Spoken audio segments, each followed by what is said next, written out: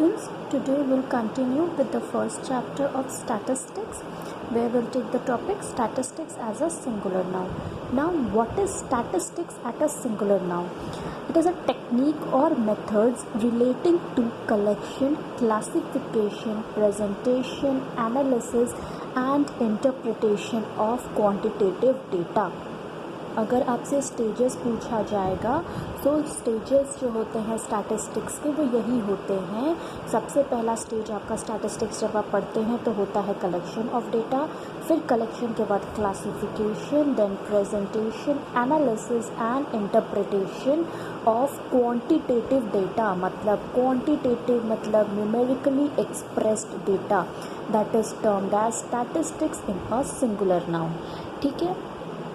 अब when it comes to statistical tools, there are basically tools like techniques and methods जो हम use करते हैं, जैसे sample method, census method.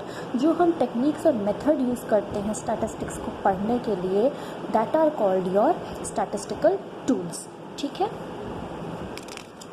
Next, when we come to subject matter of statistics, हम statistics कैसे पढ़ते हैं? एक तो डिस्क्रिप्टिव और दूसरा इन्फ्लुएंशियल.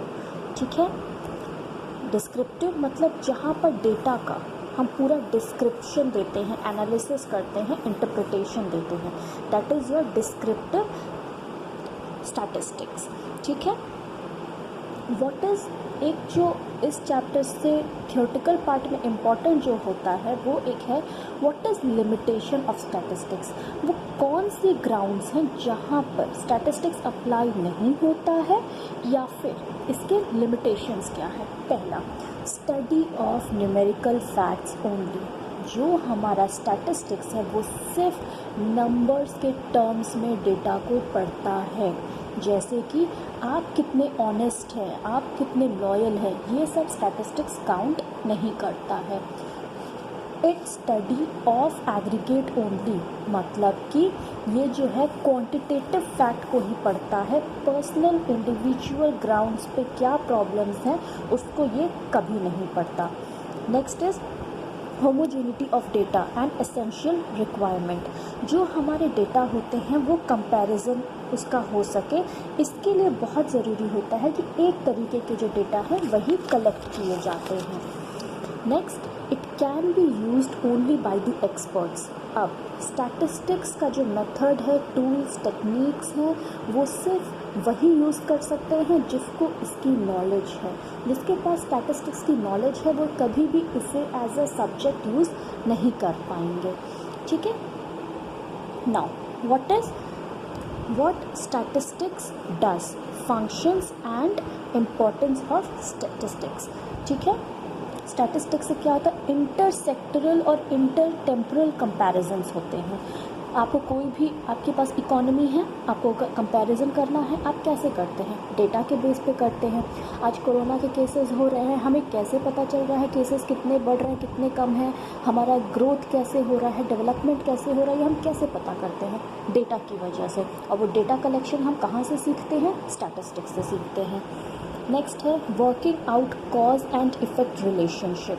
ठीक है. स्टैटिस्टिक्स की वजह से क्या होता है, हम ये समझते हैं, हमें डेटा मिलता है कि हम जो कर रहे हैं उसका इफ़ेक्ट क्या हो रहा है, अब हमें और क्या करना चाहिए बेहतर इफ़ेक्ट के लिए, बेहतर रिजल्ट के लिए.